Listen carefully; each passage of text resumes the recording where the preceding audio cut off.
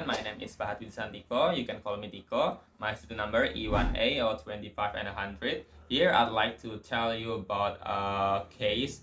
The title is the Bribery Case in the Dismissal of the CPO export case that happened in 2021 to 2025. So let's check it out to the video. So let's jump to the background of the case.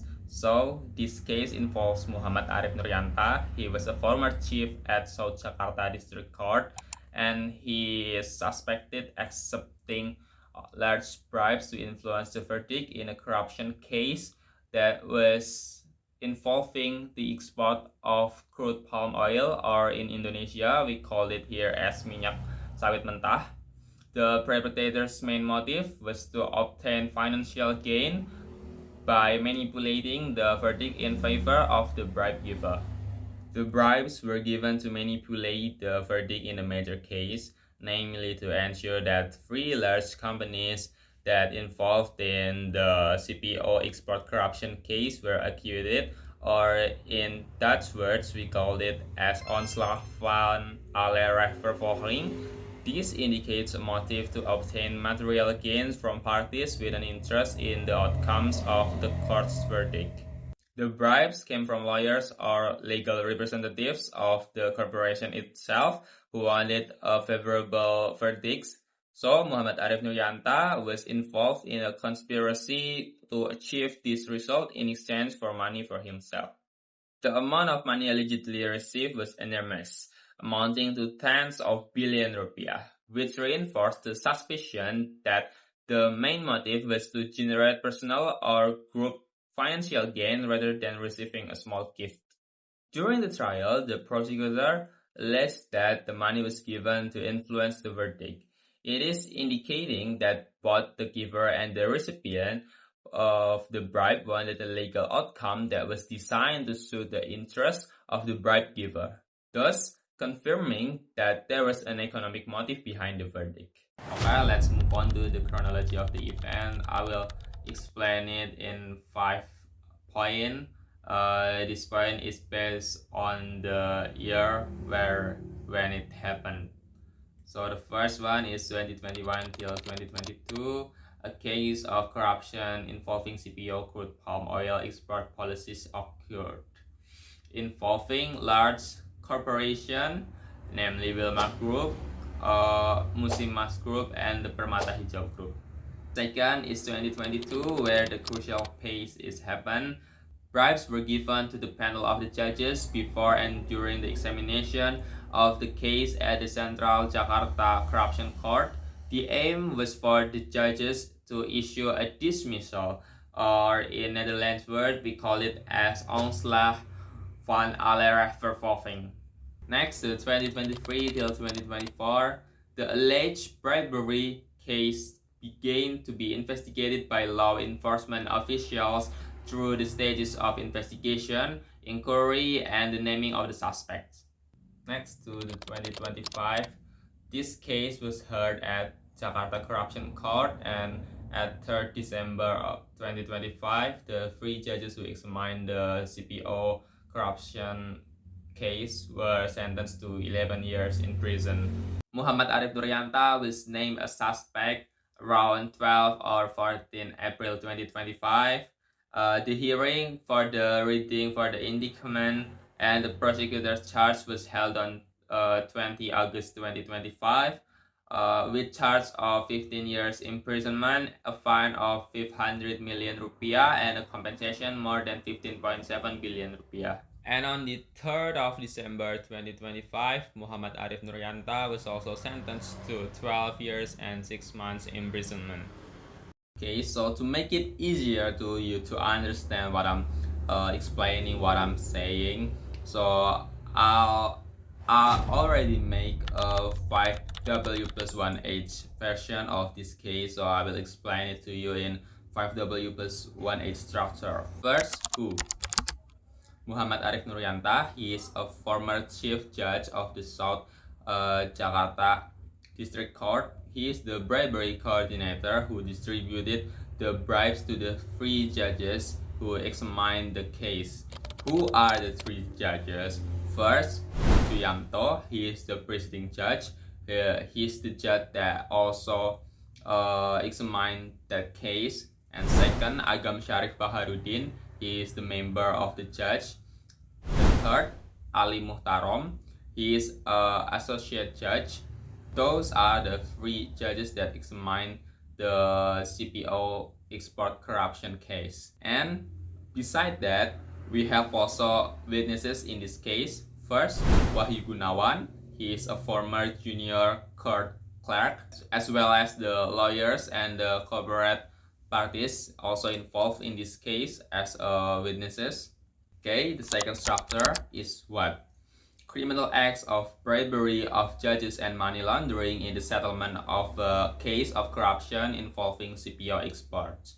Muhammad Arif Nuryanta is not only charged with accepting bribes, but also with concealing, storing, and transferring the proceeds of the crime.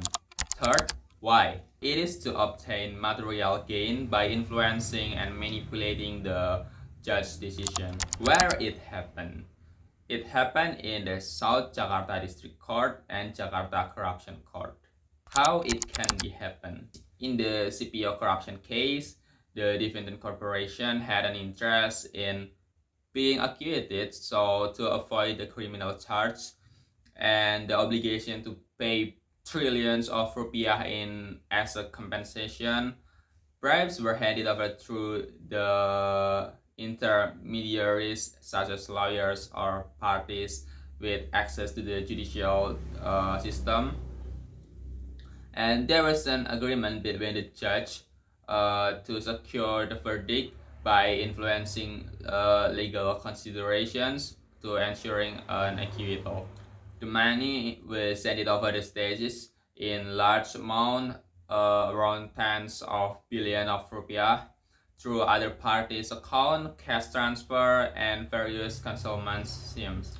Once received, the money was disguised by being deposited in the name of other party, transferred to a different account, or made to appear as a legal transaction so that prosecutor could also charge the parties with money laundering. The acquittal was indeed handed down, with the judge stating that the acts were proven but concluding that they did not constitute a criminal offense. The money trail was uncovered through tracing the flow of funds, communication between parties, and statement from intermediary witnesses, leading to the judge being named as a suspect.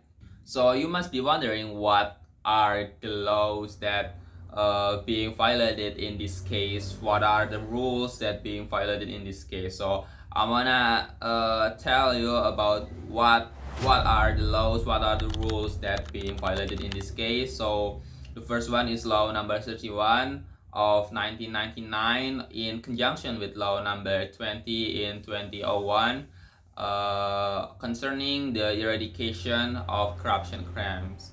The second, Article 12, letter A and B of the anti-corruption law. The third, Article 6, paragraph 2 in conjunction with Article 18 of the corruption eradication law. Fourth, Article 55, paragraph 1 and the first number of the criminal code. The last one, law number 8 of 2010 concerning about money laundering. So after you know about what are the rules and the laws that being violated in this case, you must be wondering about what the prosecutors charge and what is the judge's decision about this case, about three judges and the ex-former chief of the Jakarta District Court. First one is about the prosecutor's charge. The public prosecutor demanded a prison in 15 years for Muhammad Arif Nuryanta and a fine of 500 million rupiah with subsidiary penalty of 6 months imprisonment, accompanied by a demand of a compensation. That is the prosecutor's charge for Muhammad Arif Nuryanta. And there is also the judge's decision for the three panel judges. The first one, Chuyamto, he was sentenced 11 years imprisonment and fine of 500 million rupiah or 6 months imprisonment as a subsidiary, as well as compensation of 9,211 and 864,000 rupiah or 4 years imprisonment.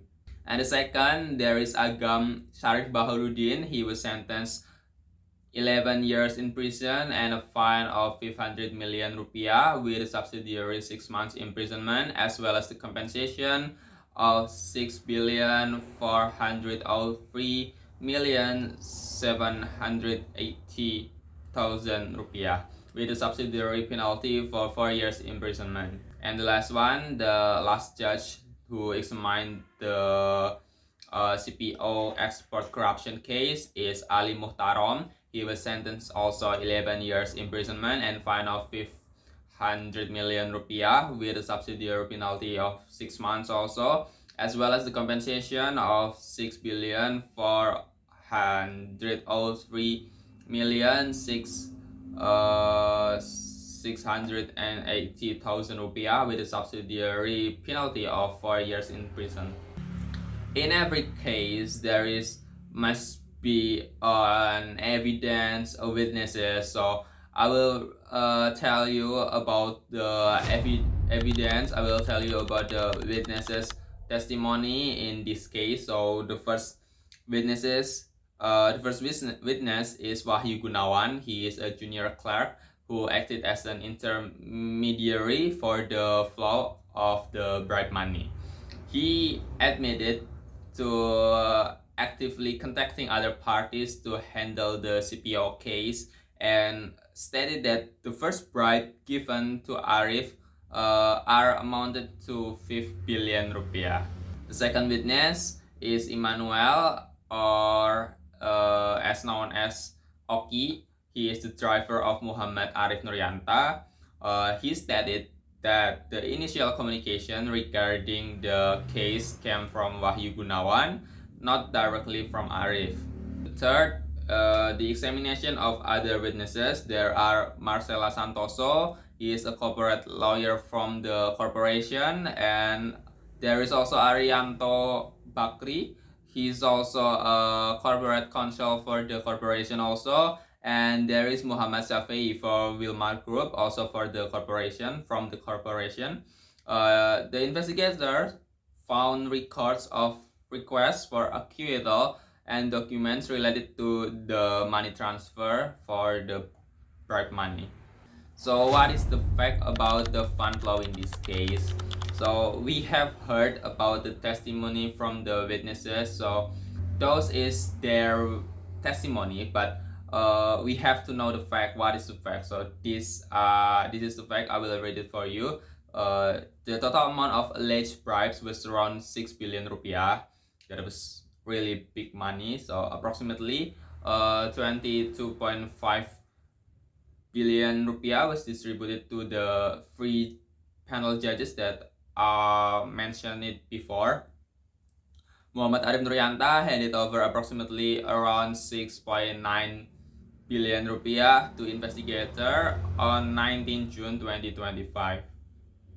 The bribes were reportedly given in 2 stages. The first stage was approximately around 500,000 US dollar, and the second stage was approximately around 2 million US dollar.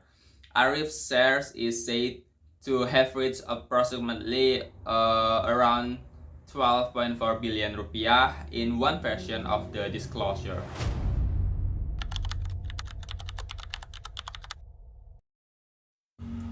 The charge filed by the public prosecutor against Muhammad Arif Nuryanta was filed based on Law Number 31 of 1999 in conjunction with Law Number 20 of 2001 on eradication of corruption crimes, particularly Article 12, letters A and B, and the application of this provision is legally appropriate, as the defendant was a judge who accepted large bribes to influence a court decision. All essential elements of the offense, including the offender, the receipt of unlawful benefits, and the intent to manipulate a judicial verdict, was sufficiently proven.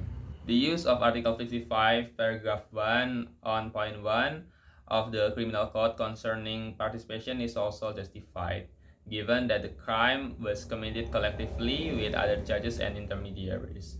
In addition, the application of Law Number 8 of 2010 on money laundering is relevant, as the bribery proceeds was concealed and transferred to disguise their illegal origin.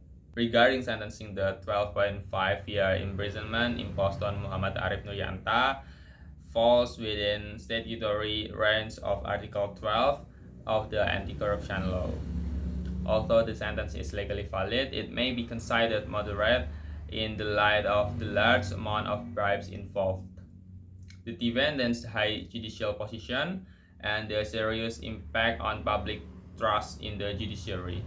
Nevertheless, the verdict remains significant as it affirms that judges are also subject to criminal accountability and that corruption within the judiciary will be punished.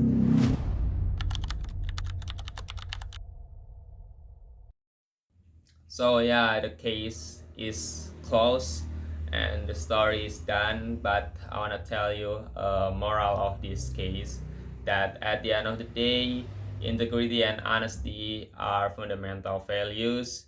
When these principles compromise, authority loses its legitimacy and public trust is eroded. Therefore, upholding integrity is not only a moral duty but the foundation of justice and professionalism. So I think that's it from me. I am Pak Hati Disantiko. Peace out.